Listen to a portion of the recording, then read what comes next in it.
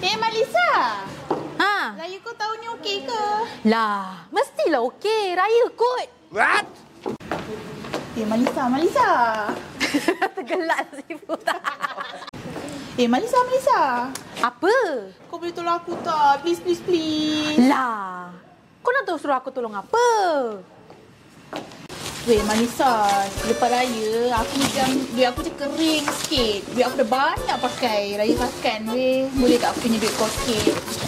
Lah, aku dah cakap dengan kau kan? Sekarang ni kau nak suruh aku buat apa? Nak pinjam duit? Tak ada.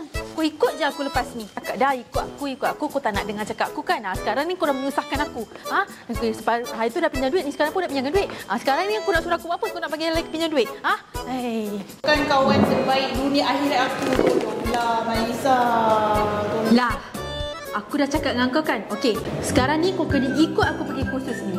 Kursus ni mesti dapat boleh tolong kau.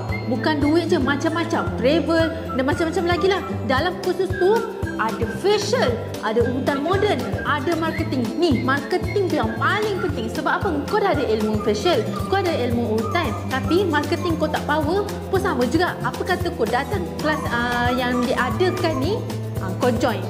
Kat situ boleh buat duit. Dah lah pun.